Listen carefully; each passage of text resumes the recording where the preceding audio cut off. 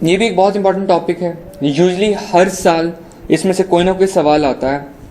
और ये दोनों चीज़ें, ठीक है ना, जो कि प्रोपोर्शंस भी हो गए, रेशियोज भी हो गई, ये दोनों की दोनों चीज़ें बहुत ज़्यादा इम्पॉर्टेंट हैं। ठीक है, अच्छा स्टार्ट करते हैं। स्टार्ट यहाँ पे जैसे ऑलरेडी लिखा हुआ है कि जो आपकी फ्रैक्शंस है ना, वो आप रिप्रेजेंट कर सकते हैं एज प्रोपोर्शंस और रेशियोज, ठीक है ना, और ये फर्दर सिंप्लीफाई भी हो सकती हैं। ठीक है, मैंने जैसे आपको फ्रैक्शंस में भी बताया, for example if a fraction is like this, आप इसे सिंप्लीफाई कैसे कर सकते हैं? सिंप्लीफाई से ऐसे कर सकते हैं, आप देखें एक ऐसा नंबर ढूंढें जो कि आपने एक ऐसा नंबर ढूंढा जो कि दोनों को डिवाइड कर सके, वो था 3 आपके पास। तो अगर आप देखें, मैं इसको फर्दर जो हूँ, अगर मैं इसको सिंप्लीफाई करूँ तो ये क्या बनता है, 6 डिवाइडेड बाई 3। मैंने बताया था आपको इसका डिवीजन को चेंज करने के लिए क्या तरीका होता है, 3 डिवाइडेड बाई 3। अभी देखें 3 1s are 3 और 3 2s are 6, तो ये क्या बन गया 2/1। ये आपने सिंप्लीफाई कर दिया। तो ये बेसिकली एक स्टेप टू स्टेप तरीका था। इसका जो सिंपल तरीका है ना, जिसे कहते हैं शॉर्टकट, वो क्या होता है, 6 डिवाइडेड बाई 3 किया आपने, क्या किया 3 1s are 3 3 2s are 6। अब आपके पास अगर ऐसा कोई नंबर है 20 डिवाइडेड बाय फॉर एग्जांपल यहाँ पे 14 हो, तो हम लोग देखें यार ऐसा नंबर ढूंढे जो कि 20 को भी डिवाइड कर सके, 14 को भी डिवाइड कर सके, तो वो 2 है। तो 2 कितने जार 20 होता है 10 जार, और 2 कितने जार 7 जार 14 होता है। अगर हम लोग इसको दोबारा देखें तो ये दोबारा सिंप्लीफाई नहीं हो सकते। तो इस इक्वेशन को हम लोग ऐसे भी लिख सकते हैं। क्यों? क्योंकि अगर मैं इसको ऊपर वाले को भी 2 से मल्टीप्लाई करूं, नीचे वाले को भी 2 से मल्टीप्लाई करूं, तो ये क्या बन जाएगा, ये 20 डिवाइडेड बाय 14 बन जाएगा। ठीक है, और चूंकि किसी भी नंबर को डिवाइड या मल्टीप्लाई करने से मैंने कहा था इक्वेशन पे फर्क नहीं पड़ सकता, इस वजह से ये प्रोपोर्शन और ये प्रोपोर्शन एग्जैक्टली सेम है। ठीक है, अब इससे हम लोग एक और बात को भी अखज करते हैं। ठीक है, वो क्या है कि प्रोपोर्शन डजंट मैटर कि आपके एक्चुअल नंबर्स क्या हैं।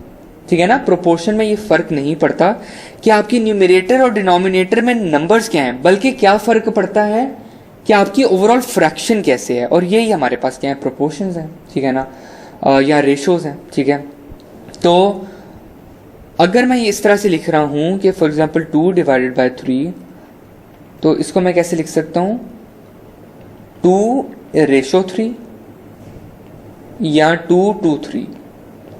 ठीक है, ये हमें बताता क्या है, ये हमें ये बताता है कि किसी भी ए चीज के, मतलब के थिंग ए के 2 पार्ट्स और थिंग बी के 3 पार्ट्स की बात हो रही है। समझ आ गई?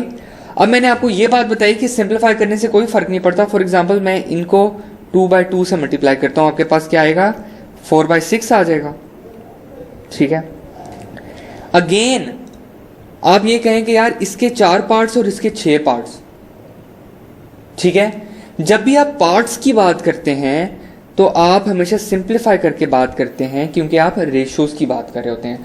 तो हमारे पास क्या इससे कंक्लूजन आया कि रेशोज में ये फर्क नहीं पड़ता कि आपके न्यूमरेटर और डिनोमिनेटर में क्या है, रादर ये फर्क पड़ता है कि ओवरऑल आपके पास फ्रैक्शन क्या बन रही है। ठीक है ना, तो आपने सिंप्लीफाई कैसे करना है मैंने आपको वो भी बता दिया, लॉन्ग वे भी बता दिया, शॉर्टकट भी बता दिया कि असल में इसके पीछे लॉजिक क्या होती है। और किसी भी नंबर को आप डिवाइड और मल्टीप्लाई करें सेम नंबर से, तो आपके पास असल जो ओरिजिनल चीज़ है उसमें फ़र्क नहीं पड़ता। ठीक हो गया, ये तो हो गया आपके पास प्रोपोर्शंस। ठीक है ना, कि आपके पास इसकी चीज़ ये है और दूसरी चीज़ ये। फॉर एग्जांपल हमने आप कोई पेंट करना है, अपनी दीवारों पे पेंट करना है, तो अक्सर उसमें क्या होता है कि आपने 2 हिस्से पेंट डालना है फॉर एग्जांपल, और 1 हिस्सा आपने ऑयल डालना है। ठीक है, आई एम टॉकिंग अबाउट जो आपके पास इमल्जन पेंट्स है फॉर एग्जांपल। ठीक है, तो ये बेसिकली क्या है, ये रेशोज हैं, 2:1 किसका, पेंट टू ऑयल।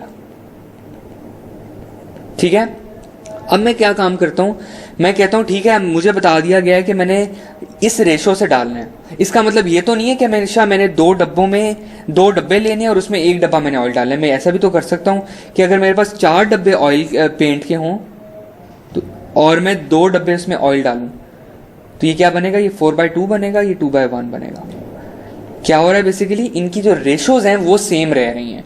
आपने नंबर को चेंज कर दिया लेकिन आपकी जो रेशोज हैं वो सेम रह रही हैं। ठीक है ना, तो सिंपल बताने का क्या मकसद था कि आप जब फ्रैक्शंस को सिंपलीफाई करते हैं तो उनकी जो रेशोज हैं वो चेंज नहीं होती, ठीक है ना। क्यों? क्योंकि आप सेम नंबर से मल्टीप्लाई और सेम नंबर से डिवाइड कर रहे हैं। अब हम लोग आगे चलते हैं एक बहुत इंपॉर्टेंट टॉपिक की तरफ, that is inverse and direct proportions, right. Direct proportions क्या है? डायरेक्ट प्रोपोर्शंस वो प्रोपोर्शंस होती हैं जिनको एक चीज के इंक्रीज होने से, फॉर एग्जांपल आपके पास है एक क्वांटिटी ए, एक है आपके पास क्वांटिटी बी। अगर तो क्वांटिटी ए के इंक्रीज होने से क्वांटिटी बी भी इंक्रीज हो रही है और वो भी लीनियरली इंक्रीज हो रही है,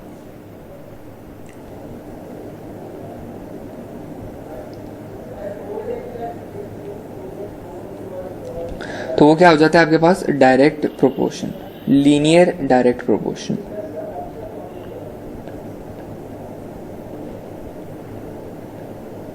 ठीक है, एक क्वांटिटी के बढ़ने से दूसरी क्वांटिटी भी बढ़ रही है, या एक क्वांटिटी के कम होने से दूसरी क्वांटिटी भी कम हो रही है, तो उसका क्या मतलब है? डायरेक्टली प्रोपोर्शनल है। A is directly proportional to B, ठीक है। अब जो प्रोपोर्शंस होती है ना, उन्हें सॉल्व करने के दो तरीके होते हैं। एक कह लें आप इक्वेशन का जो स्टेटिस्टिकल वे है वो है, और दूसरा एक जो है आपके पास जिसे शॉर्टकट कह लें या एक रूडिमेंट्री सा तरीका है वो है, ठीक है। पहले हम लोग देख लेते हैं कि आपने जो स्टेटिस्टिकल फॉर्म है या इक्वेशन के तौर पे फॉर्म करने का क्या तरीका है। आपने क्या करना है, आपने एक इक्वेशन बना लेनी है। फॉर एग्जांपल मैंने बात की quantity A is directly proportional to quantity B. Equation इसी क्या बनेगी? A is equals to K into B. इसका क्या मतलब है? ये क्वेश्चन हमें क्या बता रही है? ये क्वेश्चन हमें बेसिकली बता रही है कि ए जिस तरह से चेंज होता है उस तरह से बी चेंज होता है, लेकिन जितना मैग्नीट्यूड किस हिसाब से चेंज होता है वो ये आपके पास कांस्टेंट डिसाइड करता है, ठीक है। फॉर एग्जांपल मैंने बात की कि यार 15 men कंप्लीट वर्क इन 20। अब ये बेसिकली इनवर्स प्रोपोर्शन वाला सवाल है, तो मैं एक जो सवाल है वो मैं खुद से आपको अखज़ करके बताता हूँ, ठीक है। मैं बात करता हूँ कि यार मैंने जो है ना जो एक बुक है वो आई मुझे पास 20 रुपीज़ की। एक बुक कितने रुपीज़ की आई? 20 रुपीज़ की। अभी हमें पता है कि जैसे जैसे बुक्स बढ़ेंगी वैसे वैसे जो टोटल प्राइस है वो बढ़ेगी। तो ये क्या है? बेसिकली क्वांटिटी, ये क्या है? प्राइस। इसको फॉर एग्जांपल हम लोग डिनोट करते हैं क्यू से, इसको हम लोग डिनोट करते हैं पी से, ठीक है। अब हमारे पास इक्वेशन क्या बनेगी कि जो प्राइस है वो किस पे डिपेंडेंट है? वो क्वांटिटी पे डिपेंडेंट है, ठीक है। Price is dependent on quantity, और कैसे डिपेंडेंट है? It is directly proportional. जैसे जैसे क्यू बढ़ेगा वैसे वैसे पी बढ़ेगा, जैसे जैसे क्वांटिटी बढ़ेगी वैसे वैसे प्राइस भी बढ़ेगी। लेकिन कितनी बढ़ेगी? अगर हमारे पास एक जो है क्वांटिटी बढ़ रही है तो क्या प्राइस भी 1 रुपये बढ़ेगा? ये हम लोग कैसे पता चलाएंगे? ये हम लोग उस कांस्टेंट से पता चलाएंगे। हम लोगों ने इक्वेशन बना ली, P इज इक्वल्स टू के क्यू, ठीक है। अब हम लोग वो वैल्यूज पुट इन करते हैं। वैल्यूज हमारे पास क्या थी कि हमारे पास प्राइस है 20 और क्वांटिटी क्या थी? 1। तो आपके पास K क्या बन गया? K is equals to 20 over 1 is equals to 20। तो अगर मैं इसके अंदर ये वैल्यू पुट करूं तो P is equals to 20Q बन गया। अब मैं कहता हूं फॉर एग्जांपल यार मुझे पता चलाओ कि प्राइस कितनी होगी अगर हम लोग 6 किताबें खरीदते हैं। तो हमने P पता लगाना है जब हमारे पास क्वांटिटी कितनी है? 6। तो ये कितना बनेगा? 120 रुपीज। इसी तरह अगर हम लोग ये जानना चाहते हैं कि यार आपको प्राइस पता है, आप ये जानना चाहते हो कि आपने कितनी किताबें खरीदी हैं। फॉर एग्जांपल आपने 200 दिए हैं तो उसमें से कितनी आपको किताबें मिल जाएंगी? तो क्या बनेगा? Q is equals to 200 divided by 20 is equals to 10 books. समझ में आ गई? So this is how directly proportional के सवाल सॉल्व होते हैं यूजिंग योर इक्वेशन, ठीक है। आगे चलते हैं। आगे हम लोग चल के क्या पढ़ेंगे? आगे हम लोग एक सिंपल वाला तरीका पढ़ेंगे, एक रूट सा तरीका जिसे कह लें। वो कैसे करते हैं? वो इजी तरीका है, वो आपको इक्वेशन और कांस्टेंट नहीं फाइंड आउट करना पड़ता, रादर आप सिंपल वैल्यूज को पुट करते हैं और उससे आपके पास सिंपल एक फाइनल जो है एक फ्रैक्शन फॉर्म बनती है, वो आप सॉल्व करते हैं और उससे आपके पास आंसर आ जाता है। ये चीज़ किसके लिए ज़रूरी होती है? ये जो फर्स्ट मैंने मेथड बताया है, ये अगर आपने एक रिलेशन फाइंड आउट करना हो ना, और आपसे पेपर में ये पूछा जाए कि आप रिलेशनशिप बताओ कि यार क्वांटिटीज़ और प्राइस के बीच में रिलेशनशिप क्या है, वो मैंने आपको बता दिया क्या है। P इज इक्वल्स टू जो है 10Q आया था हमारे पास आई गेस, तो वो आपने रिलेशनशिप बता दिया। लेकिन क्वेश्चन में डायरेक्ट सवाल ये किया गया है कि यार इतनी क्वांटिटी की इतनी प्राइस है, तो हमें बताओ कि आपके पास इतनी क्वांटिटी में कितनी प्राइस बनेगी, ठीक है ना। तो आपसे बेसिकली रिलेशनशिप नहीं पूछा गया, तो उसमें आप ये वाला तरीका अपना सकते हैं, ठीक है।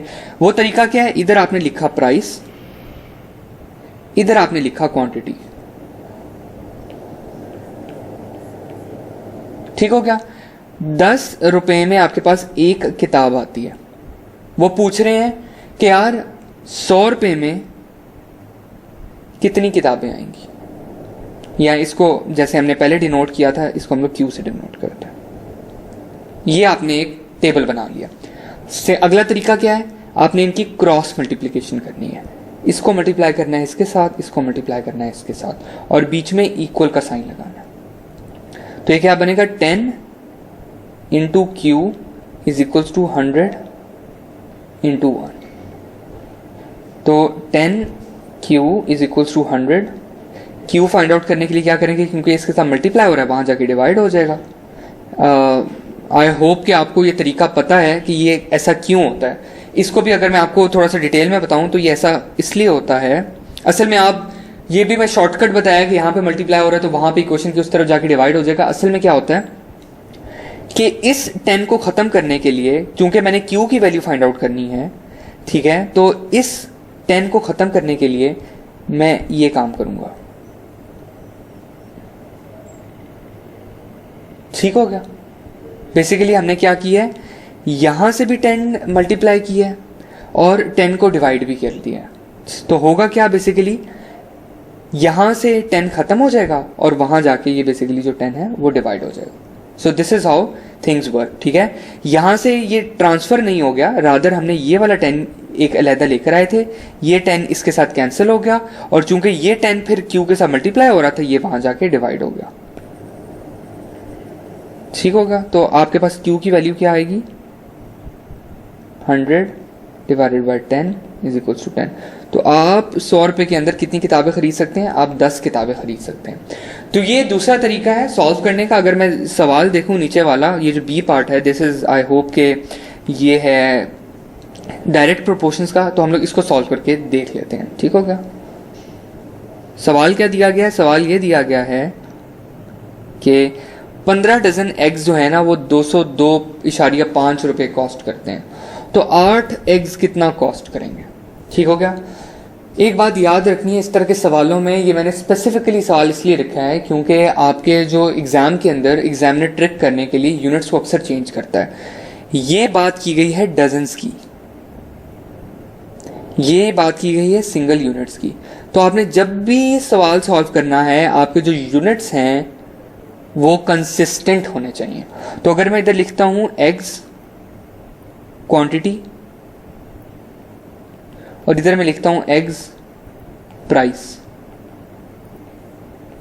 ठीक हो गया। इधर क्वांटिटी कितनी दी गई है? 15 डजन का क्या मतलब है? ये क्वांटिटी है असल में, इतने एग्स हैं आपके पास। और एग्स की अगर मैं प्राइस की बात करूं तो कितने के आते हैं? ये 202.5 के।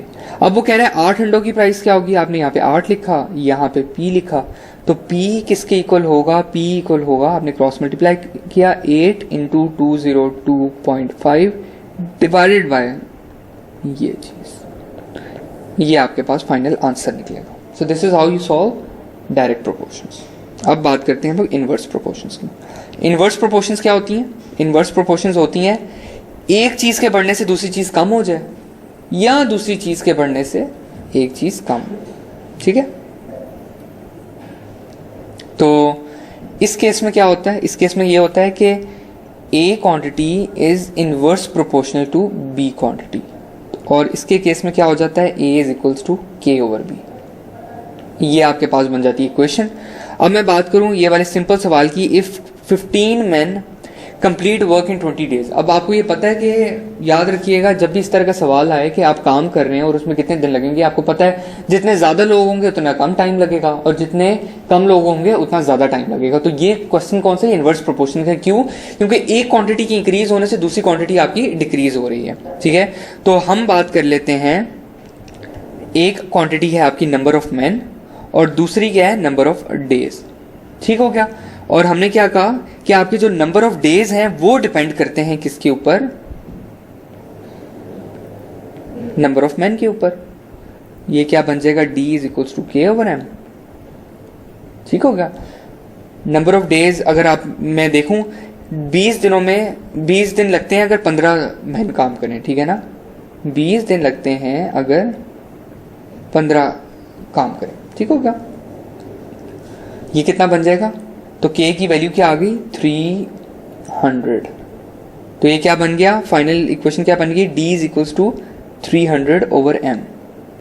अब वो मेरे से आगे पूछ रहा है 10 वर्कर्स अगर हों तो कितने दिन लगेंगे।